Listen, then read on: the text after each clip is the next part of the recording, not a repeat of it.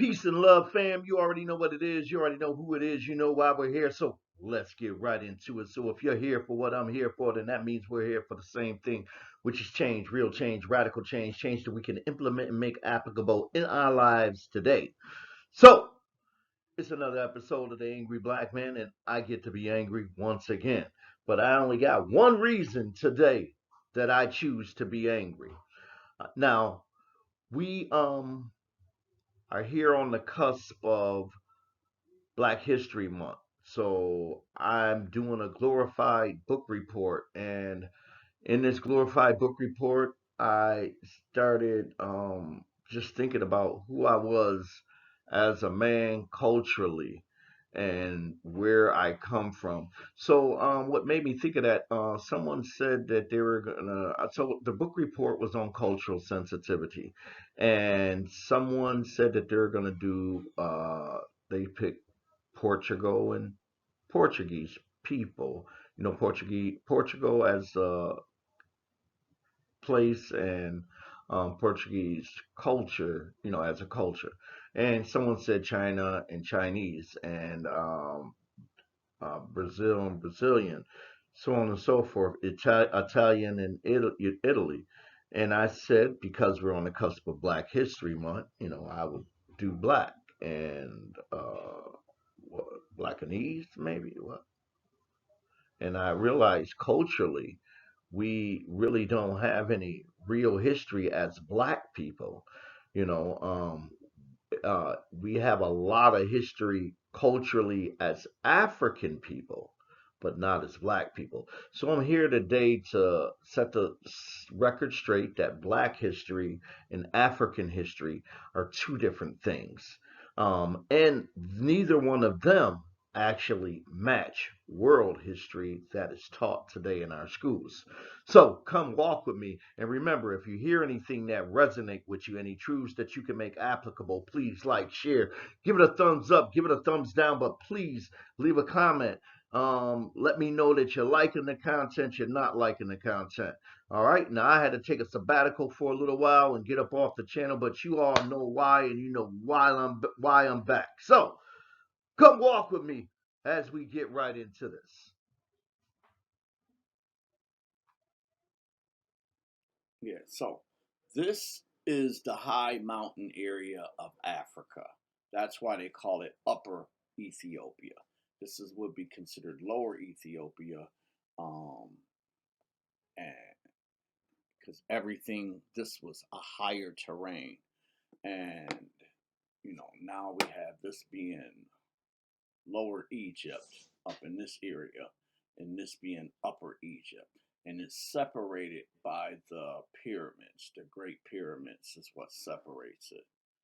And just the ancient land of Kemet, which was here, but Sumer, one of the other ancient civilizations, all this was known as Kemet at one point in time. This was all Africa. Remember that the Europeans came in at one point in time and began to draw borders. The borders were set up by the conquerors. At one point in time, there were no borders. There was just one land and one people. We must understand that. All right. Um, Yeah, so this slide shows that Upper Egypt, Lower Egypt, and the separation. They're divided um, by the pyramids, or that land is the way that they divide the land. All right. So responsible for. So all was Kemet. All was one land. There were no borders. Again, I'm just trying to show the landscape of what Africa may have looked like at this point in time. And down here, oh, my camera's in the way. Oh man, how do I change that? Let's see here. Don't give me no options. So, messed up, guys. I got this camera right here with my cameras. I'm gonna figure out how to get that off side. But anyways, so some of the rich civilizations came down from this area. So up over here, I was trying to show some of the things that we were natural resources out of Africa, and gold being one of them. But my point was, King Tut, they said that his burial mass was 25 pounds of pure gold. And this is far before the Europeans came over and started mining and made the gold routes or extended the gold routes. All right. So Kush, Nubia, uh, all those areas came from out of this area. You know, some of the rich areas of Africa. All right.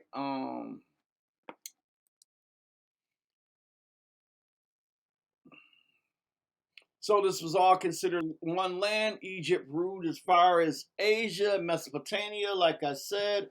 So this is interesting, folks. So look at this route here. This is particularly the route that Moses and the Israelites are said to have taken. We're going to talk about this later as well. This route that they said Moses was supposed to have taken.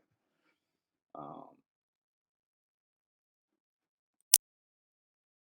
so this slide is just to show that ancient Canaan, guys. So the land that they talk about in the Bible, the Promised Land, that was the Levant area, and over here, west of the Levant, um, I mean, over here up until this point was considered the land flowing with milk and honey. Around this area should be where they say Abraham has come from. This is where Joseph and Jacob has come from. So this area right around here, guys, but we're going to get into that a little bit later too. And if you notice here, this is a mountain line, right? And on this mountain line up into here is where, it rains a lot and the land is very fertile. And up until this mountain line, it doesn't rain much. This is a high peak as well. So on this side of the mountains is where Jericho is.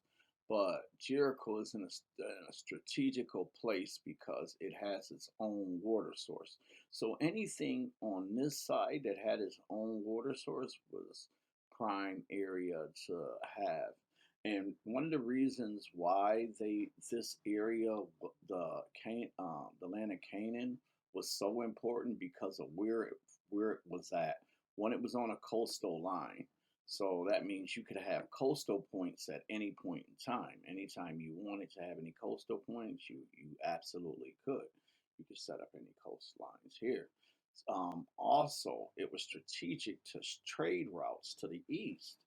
So, um, uh, uh, uh, so you figure Egypt is here, Asia, Mesopotamia is here. So anyone wanting to trade past this area would be great in control because again, down in this area, we're talking a lot of desert area on very unfriendly area here as far as travel, being able to migrate and farm and feed your families, so not real suitable area to travel down here. But again, that's something that we'll get into later. So again, this area was very strategic to have. So anyone that had control of this area really had great control. So like I said, up here is Rome, Italy is out this way. Mesopotamia up in this area, Asia up over here. All right. So very important to know. Now the way the landscapes is set up in Egypt. So oh, this is a great one to show you guys. So yeah, land.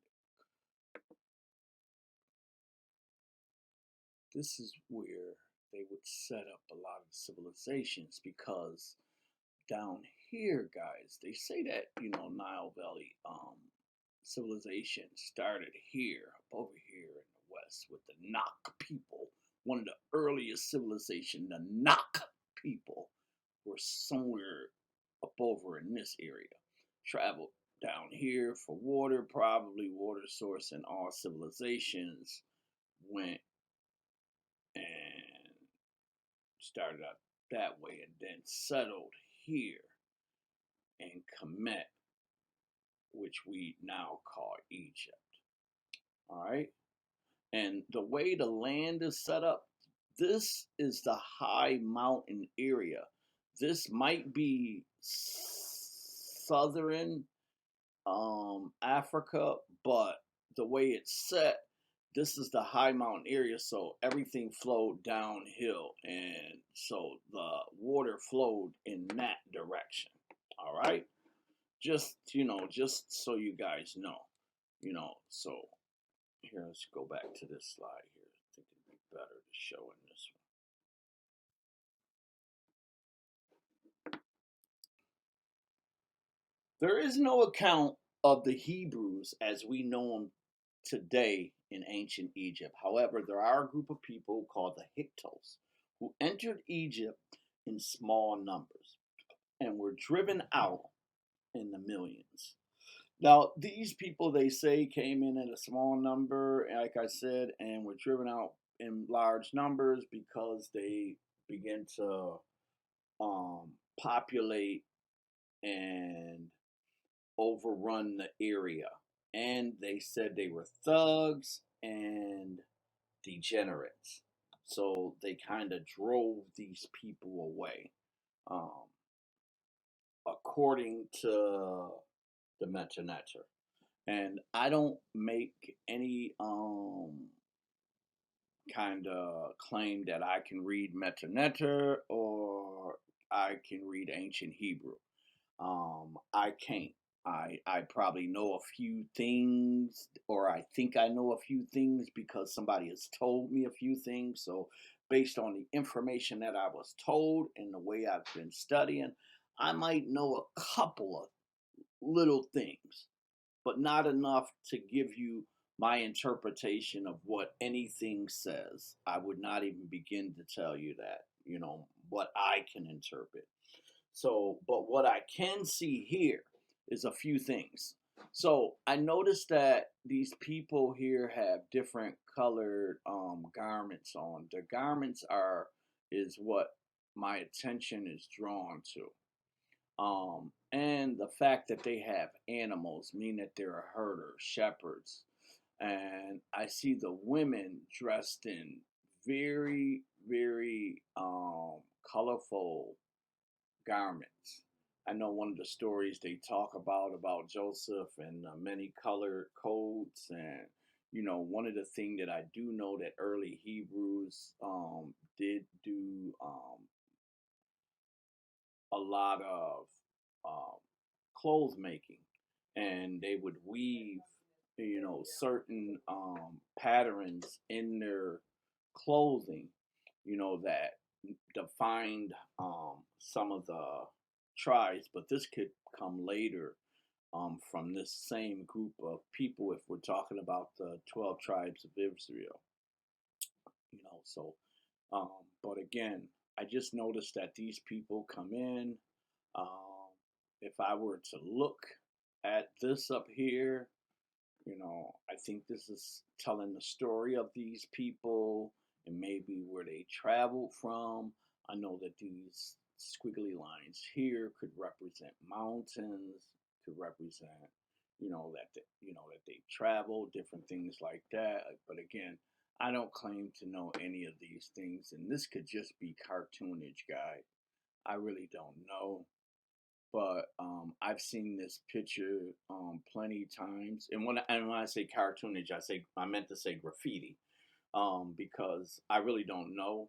Again, I haven't took the time to study enough to be able to give you my interpretation. So I'm relying on other people's interpretation to tell you the story that I've been told. All right.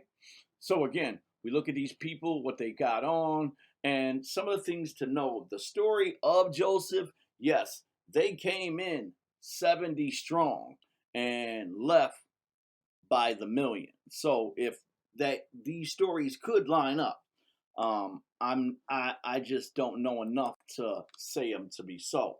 So where does the virgin birth myth begin? Again, these are things that I've just come to realize and understand. So a lot of us are Christian and we follow a Christian um, base faith. And that's because that's what mama did, that's what grandmama did, and that's what great grandmama and them did, you know, all the way back up until the slave time when they spoon fed us or force fed us Christianity.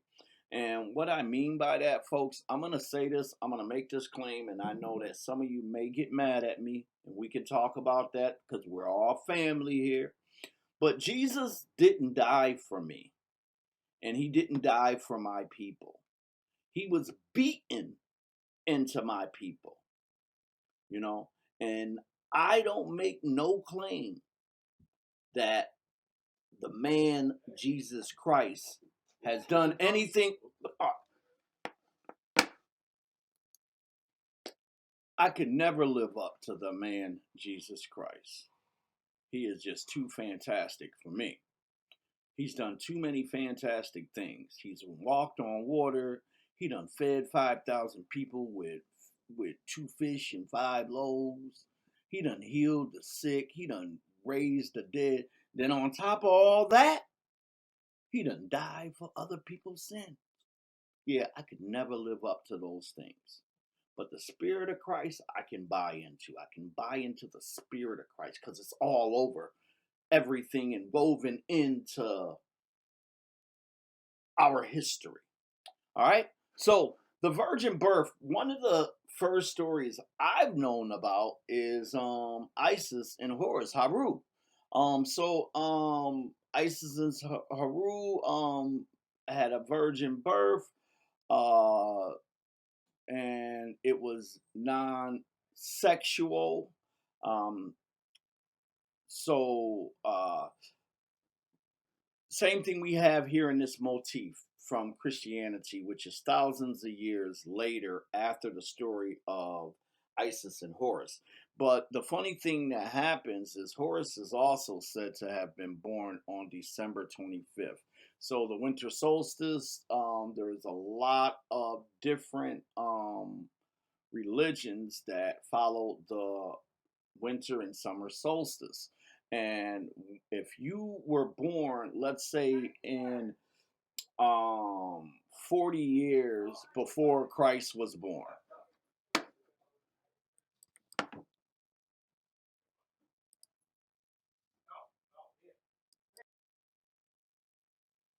So if you were born 40 years, like I said, before Christ, um, there would be,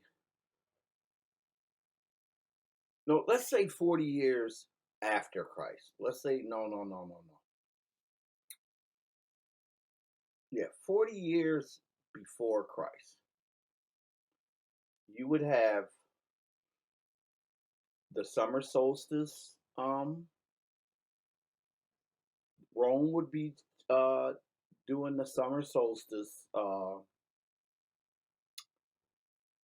event celebration. They would be celebrating the winter solstice, December 25th.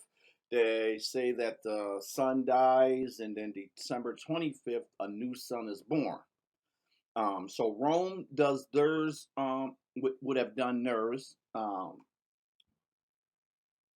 They also Mithra. Mithra, the god Mithra, I want to say is synonymous to December 25th. Um, then we would have the Egyptians doing their interpretation of what the summer solstice would be.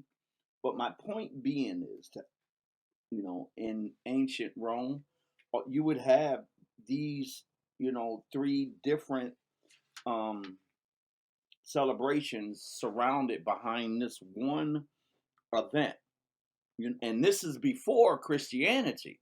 We're talking about pre Jesus Christ. So again, that's another story that's for another debate though. But I did want to talk about Moses because we brought up the Joseph and the Jacob and the Exodus.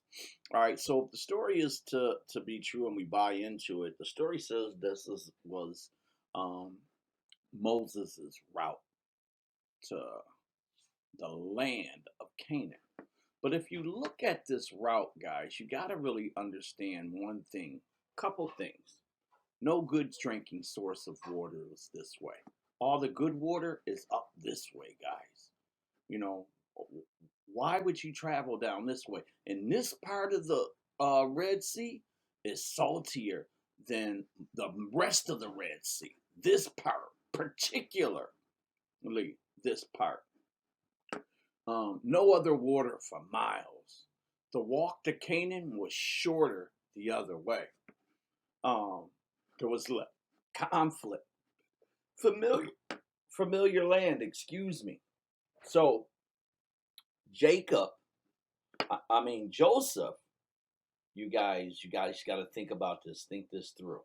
All right. Let's use our critical thinking. All right. We're going to use critical thinking for a moment. Okay.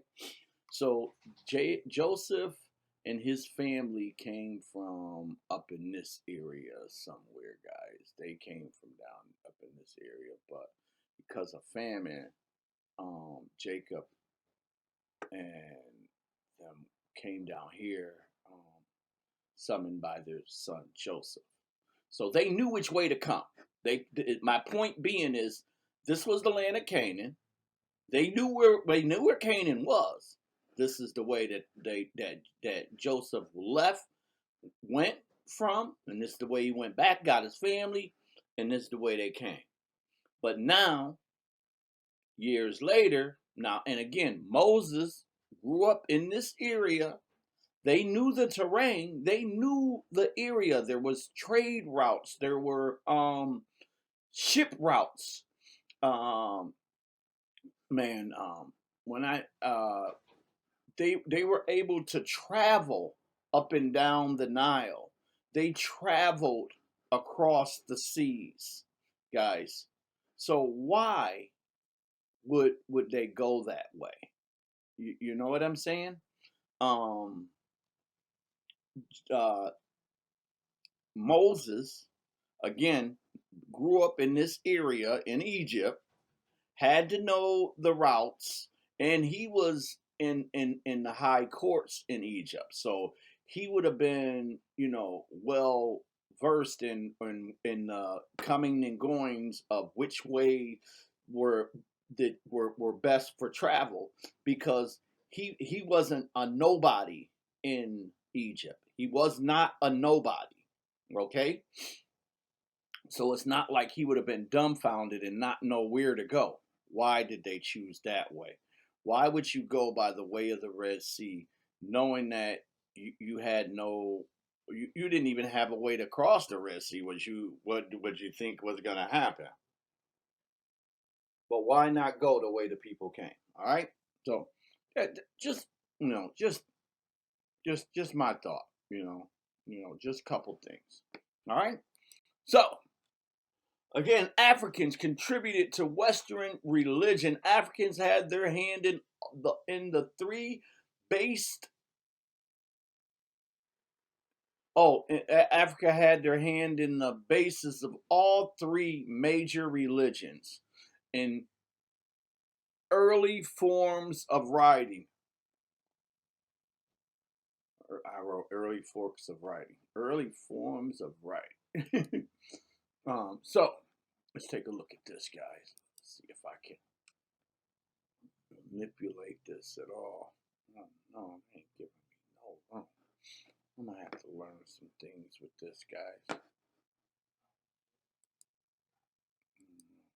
ain't doing nothing. So anyway, it says that unique to the African, but typically not always, was the full facial features in wiry hair or balls of hair, of woolly hair, like lamb's wool in Daniel 7:9. We'll talk about that later. But if you look at all these people and the phenotype of all these people, you'll see that the basis of them all have the Negroid features, all have Negroid facial features. And these are even from the early Europeans. And if you look, the Capsamorical people, I had to find out who these people were. These people were the first Britons, and Charlemagne. They listen. The first Britons, Stonehenge, all that was us, guys. They wiped out that whole race of people. The Druids, all that was us, guys. They wiped us out completely. There are races of our people that are no longer exist, because the white man has come in, brought his war machine, and has eradicated civilizations directly or indirectly, in some sense, in some cases. All right.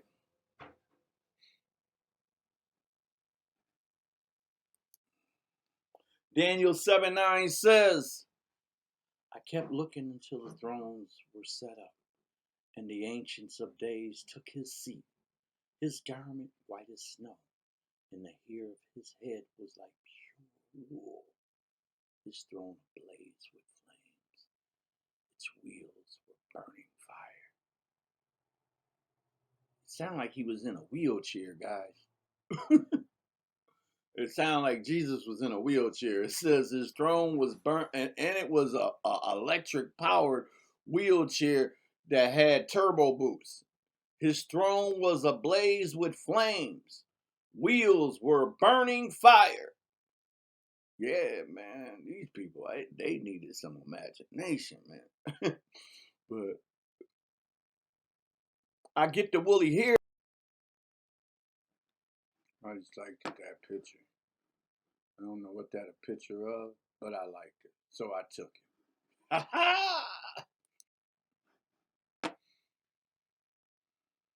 All having Negroid features. All right.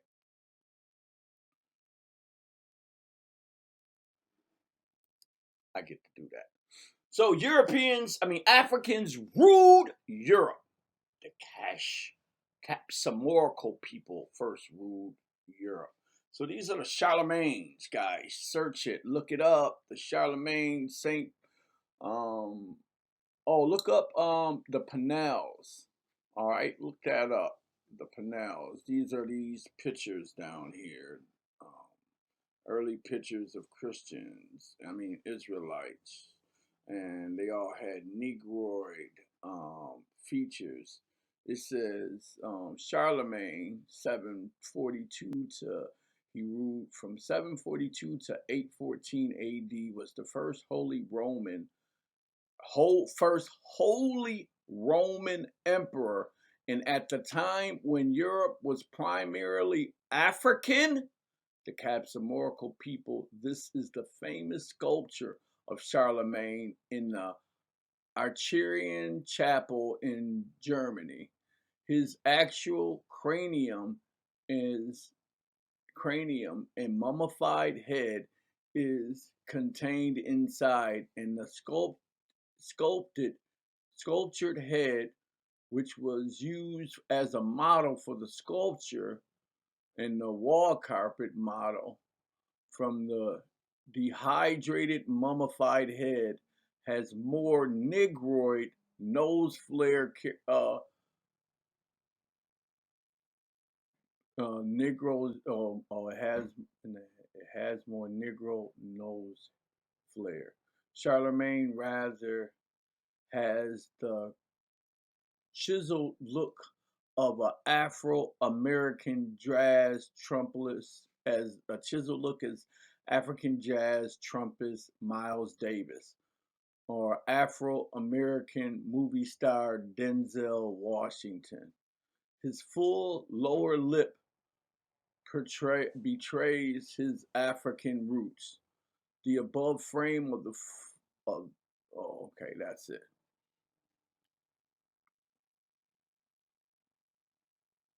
Yeah, I gotta learn how to use this a little better, guys. I'm first using this program to make a video, so we're gonna see how this turns out.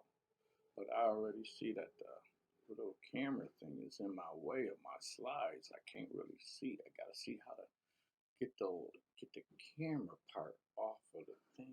It doesn't give me that out, guys, for the next video, I promise. And I'm only saying that because that again, I'm black and I'm mad, all right? But I got a lot of reasons to be mad and I got a lot of reason to be upset. But today I choose one, only one, all right? So again, black people had their hands everywhere. We were everywhere, folks. There was not a section of the earth that we did not come and influence directly or indirectly. Our influence as people have always prevailed and always have rose to the top. Now, when a lot of people think of our influence, we talk about black culture.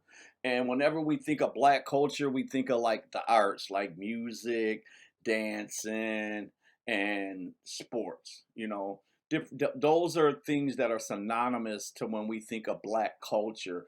But what I'm trying to show you here is that we are we offer more culturally, historically, as Africans than we do as black people. All right, do y'all get that? We offer more historically as Africans than we do as black people.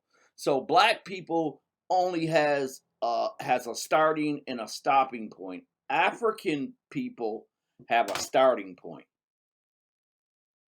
and then everything else flowed from there. All right.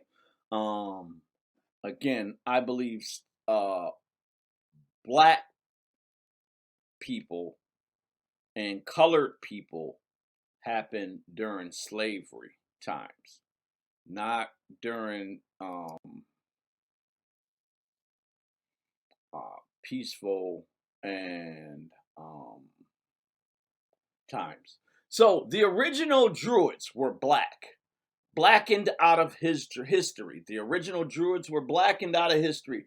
The original Celtic priesthoods were black. The white Druids had nothing to do with the construction of Stonehenge since it predated their emergence by several centuries.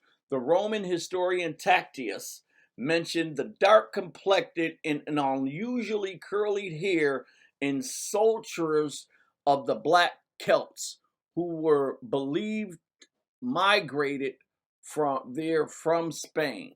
All right. Again, I just wanted to show you guys that they have the black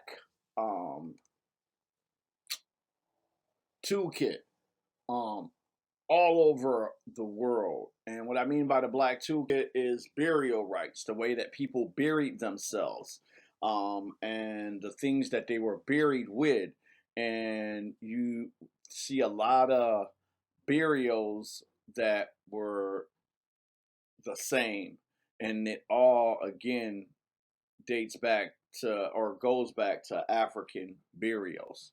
And we can see this all over Northern Africa, Mesopotamia, early China, Europe, India, Asia, and Lake China, and Mesoamerica. All right. Yeah, that's right. We even came here to America, bro.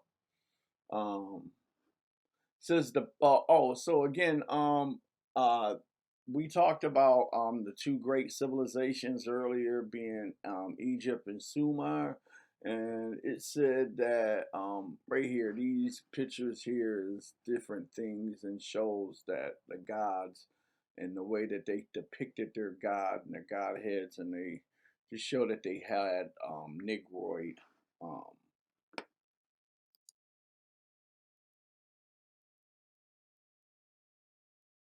slavery. What we must understand is that black history, African history, and world history are three different things. So let's begin with black history. Now there's going to be a lot of controversy, like I said, when African history stopped and when black history began. But trust me, like I said before, the two are not the same. Black history begins somewhere on somebody's slave ship. Black history began in urban communities. Black history began in black churches when non-white people began to fight for equal rights. When it always will behoove me, folks, to understand why my ancestors wanted to be equal to his Neanderthal uncivilized oppressor. Why did you want to be equal to him? That was a digression of who you were. We de-evolved from pyramid makers to cotton pickers.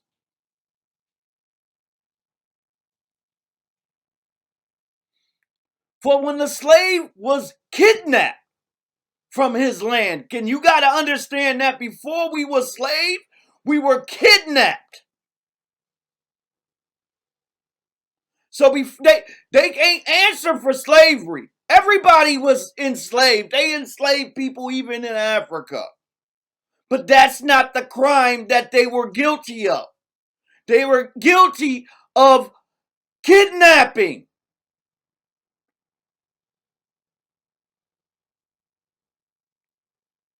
For when the slave was kidnapped from and robbed of his land, robbed of his name, robbed of his culture, and even robbed of his God, and by the way that we act, some of us have even lost our minds. And I say we didn't land on Plymouth Rock. Plymouth Rock landed on us. These are words from the great Malcolm X and Khalil Muhammad, the general.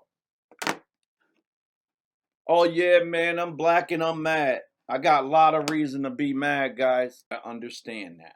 Our history did not begin with Kunta. All right? And Chicken George. Our features.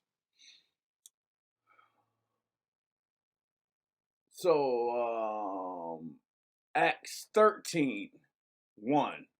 Now in the church at Antioch, there were prophet, teachers, Barnabas, Simeon, called Niger, Nigger.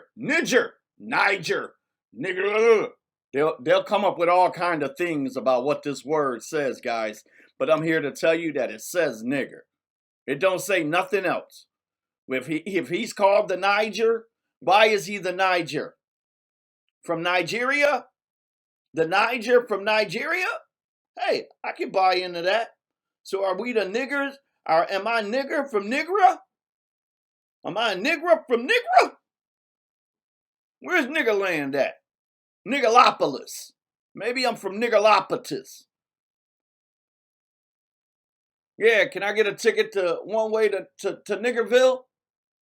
Yeah, I'll be back, guys. I gotta go down the street to Nigger Street. Nigger. I'm going to the niggerhood. Yeah, so y'all go on to with all that. But anyways, yeah.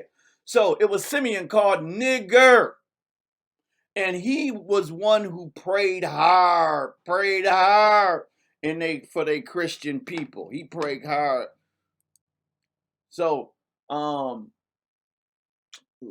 nigger, he was called nigger. The Latin name means black and refers to a person with dark complexion or of African descent. Yeah, the Niger with African descent. Yeah, they just clean that nigga up for y'all when it's convenient. Niger, you freaking Niger. He was considered a prophet and a teacher, guys. History begins somewhere else, and they did this to us. Oh, I definitely want to read this scripture, so we're gonna have to. Let me see how I can pull this up over here, guys, because, like I said, my picture is in the way of this.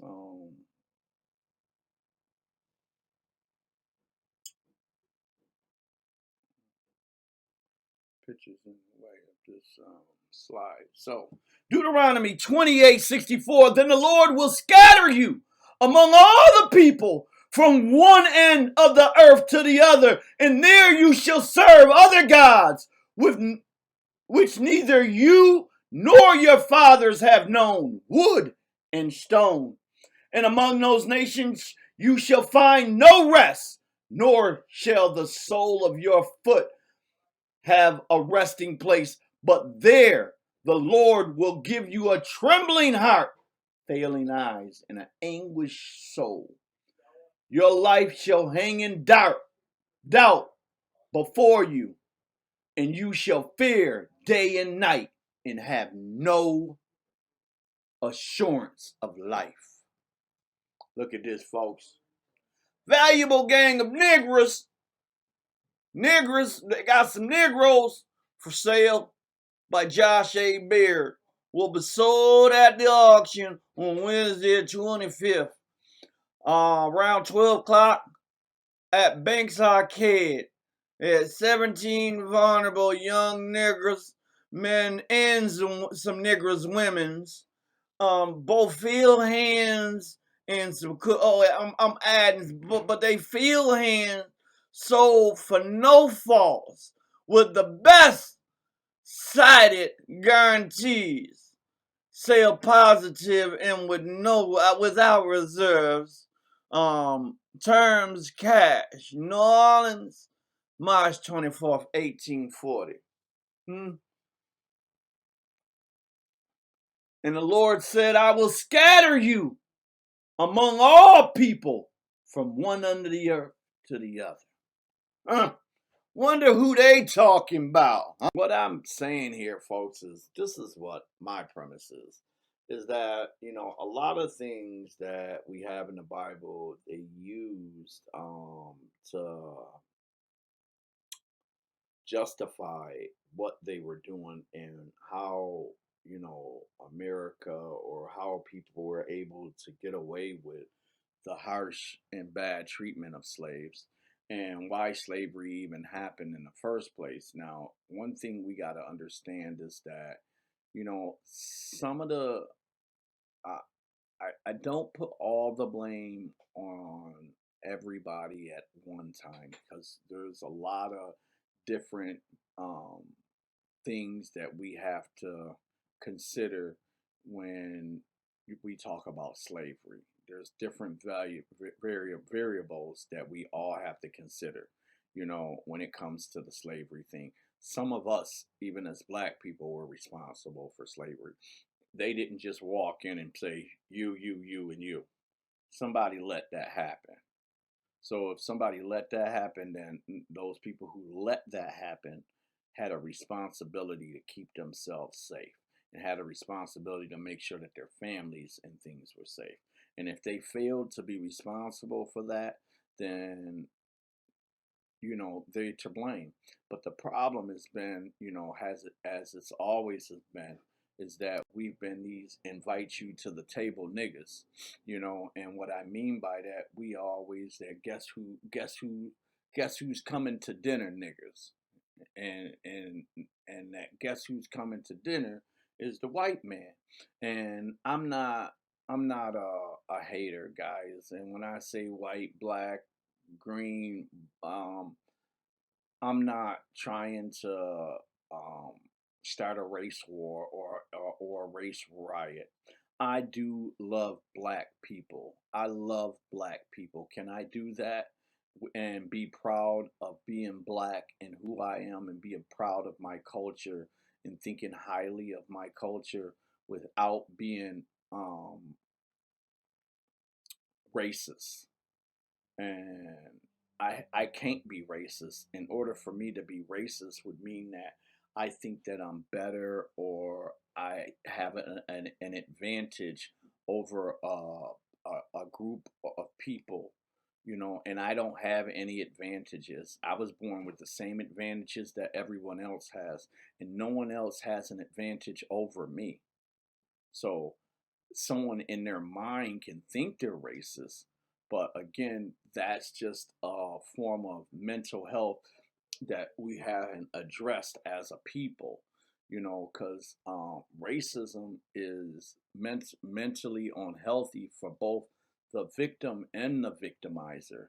Because when people start to think that they're in the normal for being racist, that's not okay, and that's a form of mental health. It's like, you know, um, we would all say that people have cancer, and just because a lot of people have cancer and we know, it's common for people to die from cancer, we think that cancer is all right, so we don't do anything about cancer. No, we're trying to fight cancer every day. We're looking for the pure cure for cancer because we don't want nobody to die from cancer. Well, racism is the same way, and people do die from racism. And just because, it's normal, or we say it's normal and people think it's normal to be racist, if we don't do anything about it, that's a form of mental health, bad mental health. And that's the problem, is that we tend to think that it's okay to be racist without trying to make the change and fight against it just as hard and as bad as we do like cancer, because it is a cancer in our society. And racism on whatever level, or whatever you're on the receiving end or the giving end, is cancerous, and it spreads. And once infected, it could hurt a large group and a large body of people. So again, I am nowhere near racist, but I do love my black people, and I have to, because they don't love themselves. We've been taught so much self-hate, and um, somebody has to love them, so I have to, and I have to love me, and I love who I am. I check me out every day, man. I'm looking pretty damn good. Black ass nigga, you. Yeah, I said that. So, Black Christmas, Christmas in the Black slave days. So blacks were encouraged to drink and fest at this time of the year. In fact, it was the time when a lot of black slaves would escape. And the reason they did it because they didn't want to be sold on black. So it was like they had like a Black Friday, which was New Year's Day. And that's when they sold off families and shit. If you needed some money, you bring out your slaves on New Year's Day.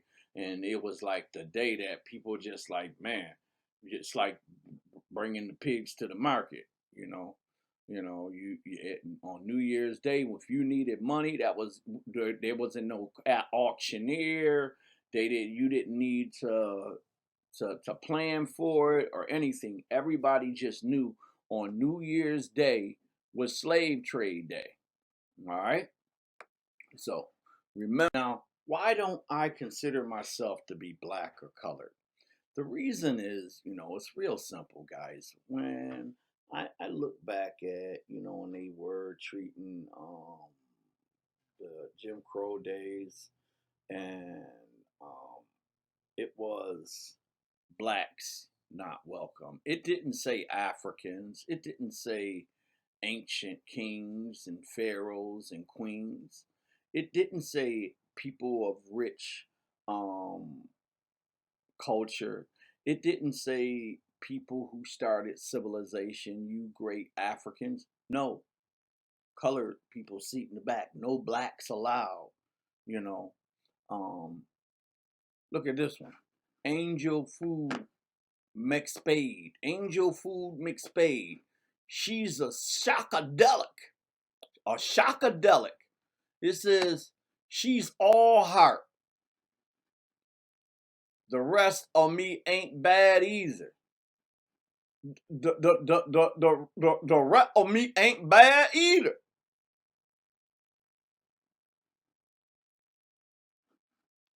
Yeah, man, that kind of shit pisses me off. So yeah, I don't consider myself to be black. I'm not black and I'm not colored, and I'm not African American either. Now I've been trying to find my identity.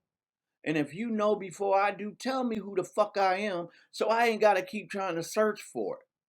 Because I can't relate to the African people. Ain't no zebra damn shit about me. Ain't no giraffe shit going on with me. But I can connect to a group or a great civilization. I can connect to great king picture than what we see as slavery today. Again, there was no real penal system. We didn't have locks and doors because there was no such thing as us putting someone in jail. You know, as you'll see. So Joseph's rise to power. Does anybody remember the Joseph story and how the Joseph story went? So Joseph was the protractor of the coats of many colors. So his father Jacob gave him a special coat. So coat had many colors, and I think it made his brothers jealous. Dad showed them special love. He was the youngest. They didn't like it, so they threw him into a pit. Threw him into a pit. They knew Dad was gonna be mad, so they didn't want to come home without Joseph, and they figured, how can we, make something off of this? So one of the brothers decided to, let's sell him into slavery. We can get paid at the same time, and then we get rid of this little nigga. Because he was causing a lot of problems at home. He's giving prophecies. He's telling about his dreams, and he's telling how his brothers are going to bow down to him one day, and this, that, and the other. They didn't like his prophecy given and didn't like the fact that Dad showed him so much love. So they threw him down the pit. They sold him off into slavery. But even into slavery, he rose up into power. He rose up into power into Potiphar's house. So Potiphar was someone of importance, and Joseph was his slave. Not only was he a slave, but he was made in charge of his house.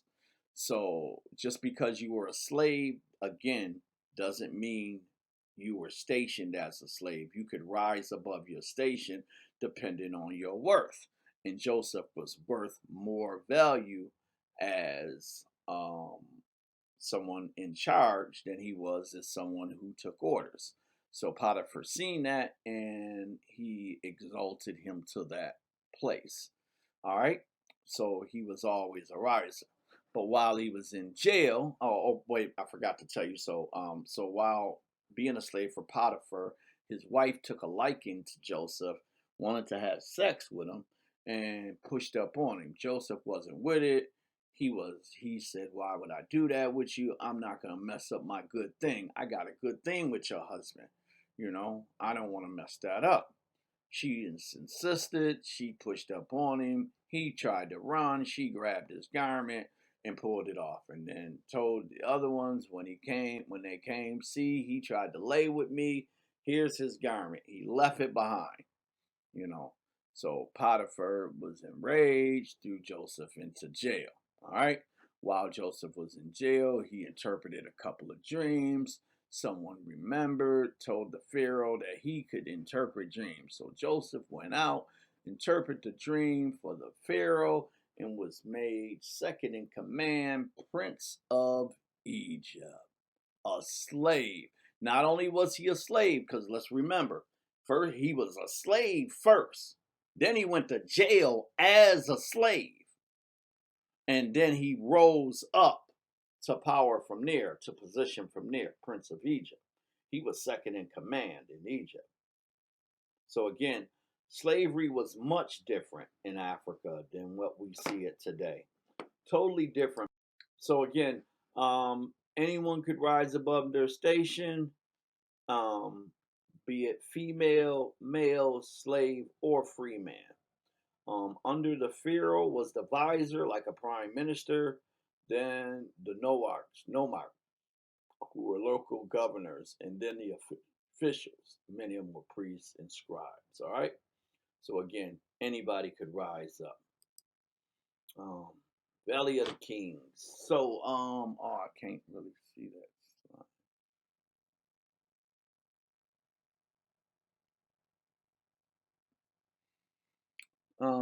The Greek pronunciation of the Egyptian name Hawapata,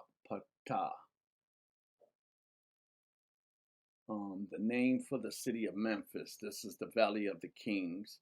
So again, Egypt. This is how Egypt got its name. You know, it wasn't always called Egypt. All right. So it was. A Greek. Um, it's a Greek name.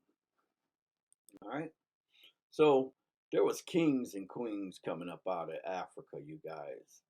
Um, not slaves. All right, not black Negro slaves. We were African kings, African queens, you know. And like I said, anybody could rise up to power. Anybody could. So it didn't matter where you were at in the stature, you could always see yourself as a king or queen because you were always in position to be king or queen. All right. So, um,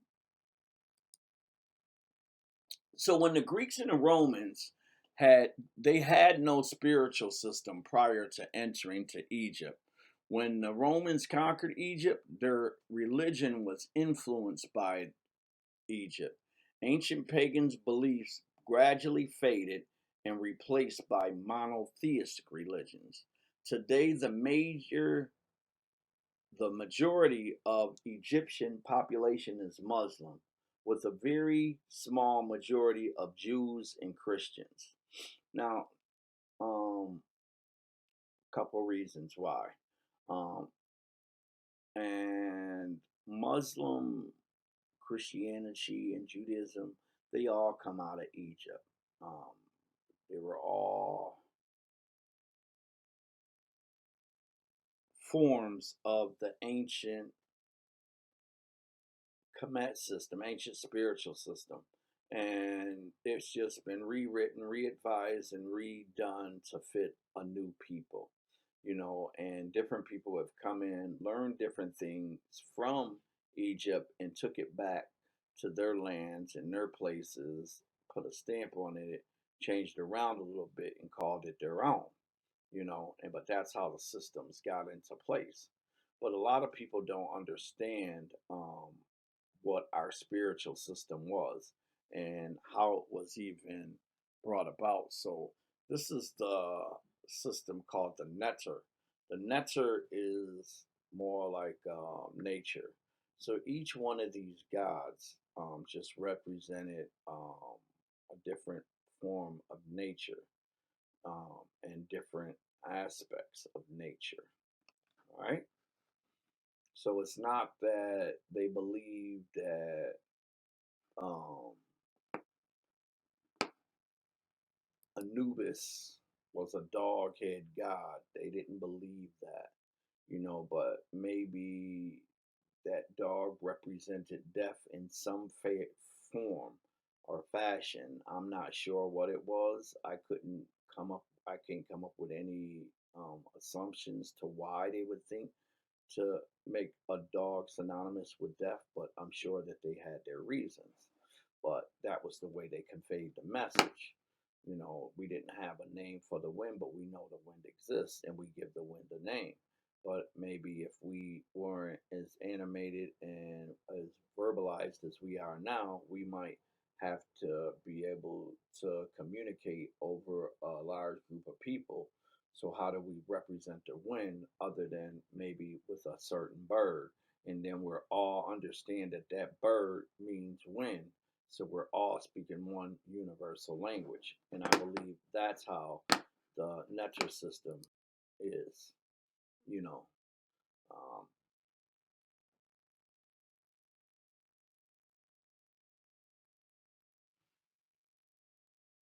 Hold on, folks. I'm working with two different computers because the screen is driving me crazy. The picture, I can't see the whole thing that I'm reading. So I'm reading and coming back and forth. So ancient Egyptian religion was a complex system of polytheistic beliefs and rituals that formed an integrated part of ancient Egyptian society.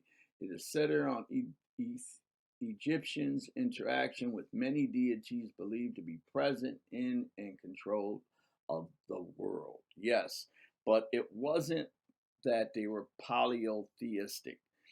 I don't want to say that. It's not that they believed in many gods because, like I said, these are all entities that just um, are a representation of nature. There was no God, so to say. And if we want to define who God is, according to ancient Egyptians, it would be hard to do so.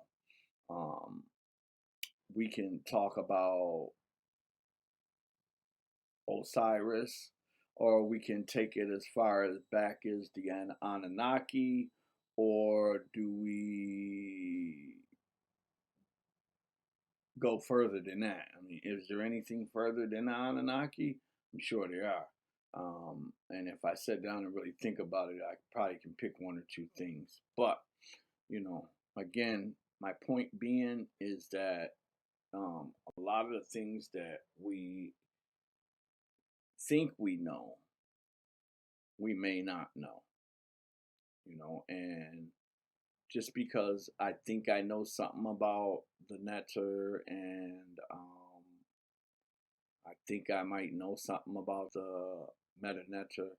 I really don't know shit. I don't know anything, folks. I'm just, you know, been spoon fed some information. I absorbed a few things, and along the way, I'm just giving it all back for free. This is me giving back the things that I've learned. So this is a depiction showing the pretty much the rise and fall of Egypt. Because when we look at the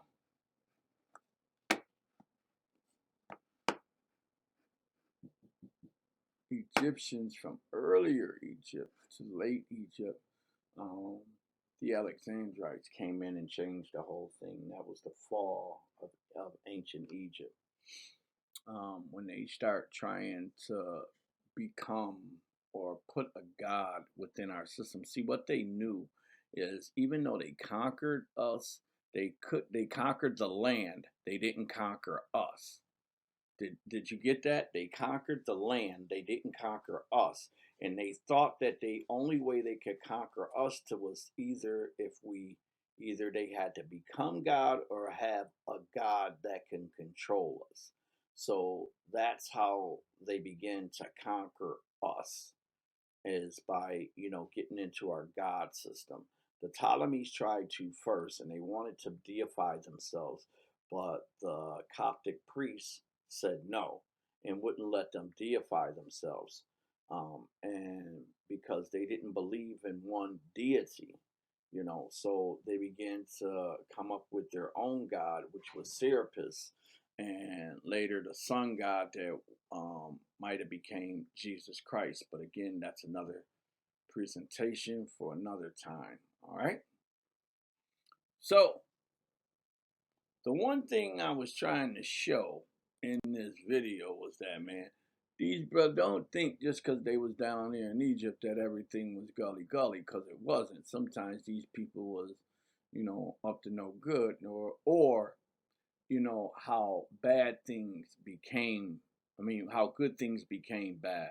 So one of the ways that these people got high, not only did they smoke hashish or opium, um, the blue lotus flower. I don't know how they did it.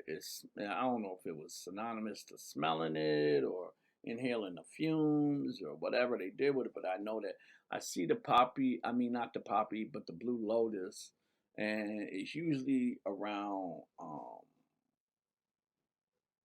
these sex events. It looks like it, or it just looks like they wasn't scared to show sexuality. I mean, you can look right here. The lady tits are sticking out. She got her breasticles out. My man pouring her something. She inhaling it. I see the blue lotus right there. And I see the blue lotus right there, and I can see that different things. It look like they making money. He looks like he paid, but he could be a doctor or some kind of physician. I don't know, man. But again, I know that these things here would talk about who they are and what they are. Those things there. This would probably be, some incantations, you know. But definitely, um, they did their thing. So here again is the Blue Lotus, and this looks like it's either a family business or, because I look at these people and the boy looks like the old man and the girl looks like the older lady, right? It's just a younger version of them, right? Because she's a little thinner than her, he's a little thinner than him, and then we look at what he has on. Look like they paid, look like, he got the little cheetah on, but I see the Blue Lotus. He bringing big lotus. She bringing big lotus. Yeah, they getting paid. Look, their feet ain't even touching the ground. I noticed that in a lot of these pictures. Some of the people who are princes or leaders in houses, unless I'm just seeing that wrong. I just noticed it a couple times. Their feet ain't touching the ground. So, and again, here goes some girls like they get high. I see the Blue Lotus. They sitting there doing their thing. I don't know. Sisters is, and they partying. They having them a good time. I see us. We always had us a good time. Like they playing music. She clapping. They getting it in. Like I see some dancing happening up over there. Maybe some. I hope that ain't. They wasn't twerking back then, but she sure getting it. And I ain't mad at her. So one of the reasons why you see the opium and stuff like that, not that I think they used it synonymously to get high, but I do believe that throughout time, most situations where people take advantage of certain things, or they see things are good for one thing and they try to make it good for other things as well. And then too much of anything is bad. I mean, including few food. I've never heard of anybody eating too many vegetables, but I'm sure if you ate too many, you probably do something, some kind of deficiency somewhere. So, it's always something. Too much of anything can hurt you. But again, I see the poppy seeds and the Blue Lotus down here, so I'm telling you that, they weren't, you know, scared to do their thing. The first surgeries in history were done here. I see circumcisions on the wall, and the surgical tools. Look at this, guys. This is a prosthetic toe.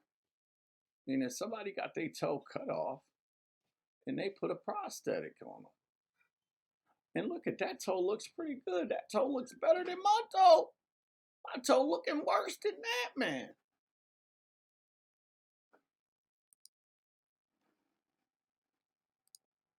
So again, it looks like a hospital, or it could be a doctor or a priest, but definitely this guy. I'm looking up here. I'm thinking that this might say that what it is, who it is, and this guy looked like he definitely about to light up this his pipe for him. Like, man, come on, let's hit this. So they could be saying, you come here, get some opium, or you come here, get high. It's a brothel house. I'm making up shit, guys, because again, I see this pipe, man. Like, yeah, they doing their thing, and tobacco was not synonymous to this land. I guess that's my word today because I done said it 100 times. Openly traded Blue Lotus and opium. A very profitable business. Notice the way he is dressed. So I'm looking at the clothing, looking at his headwear. Again, it don't look like he broke. It look like he's definitely offering and selling these plants. Look like he's offering or doing something to him. And yeah, like I said, we celebrated. We always had a good time, man. And look like these ladies out having them a good time, but it don't look like she pouring her a drink. It looked like she almost giving her a bill, right? Like, here, you need to pay this. you know? Again, I see the Lotus up in here. Like this lady got money. She got the neck dress on. She got the um, symbols, the royal symbols. So again, I don't know what those all mean right off the back. I wish I did, folks. I can give y'all a better presentation, but one day I am gonna know what exactly what those are and what that says. Okay. All right. So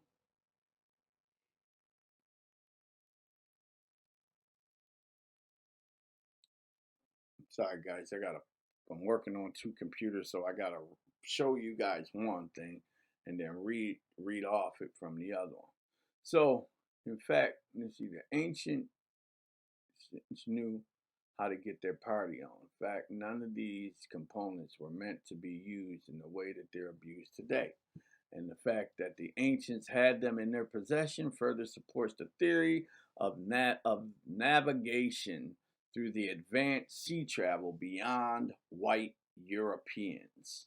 So it wasn't just the white Europeans that were traveling around the world. We were traveling as well. It said the mummy priestess Hanut Toa Tui was later found to contain traces of cocaine, hashish, and nicotine, all substance originally unique to the Americas, thus fueling the theory that the ancient Egyptians had reached the New World thousands of years before Columbus. Thousands of years before Columbus. Okay, so here goes what my afterthought is. So again we talked about the drugs that they used over in Africa and in ancient Egypt. But here's the later effects. So this is in 2005. It said many countries in Africa produce enough food to locally feed their citizenry.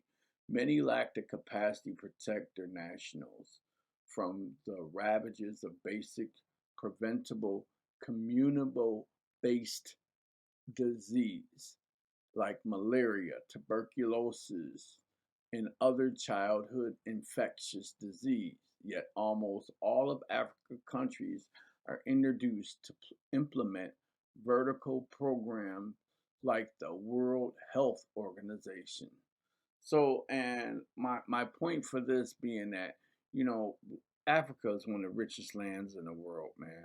It's one of the only places in the world that they can close off their borders and they can be self-contained, meaning that they don't have to import anything to survive. In fact, if they closed off their borders and exported nothing, that a lot of the world would suffer, including us in America with our cell phones and tablets and computers. There's a key component that we get from Africa besides cocoa, tin, ivory, um, gold, diamonds, semi and precious stones, coal, gas. There are so many resources that come up out of these rich and great lands. And Nigeria being one of the biggest ones that have at least 33, at least I counted them 33 natural resources besides the people. 33 national resources, but these people are living in inhumane conditions. And when we talk about drug problems, not saying that they don't, and I'm pretty sure they do probably have a big drug problem, mainly with the youth. Um, I'm thinking because that they getting these kids high and stuff, promising them life of notoriety when they're pretty obscure. But I think that when you have a people that living in such poor conditions, anything seems to be better than what they have, you know. And I don't understand how we could come from a place like Zimbabwe and live in the conditions that they live in, but understand also about the resources that come out of that land. So if they have these rich natural resources coming out of the land, but the people are living in impoverished conditions, then where are the resources, the money from the resources going to, guys? It's not definitely not going to the people. All right.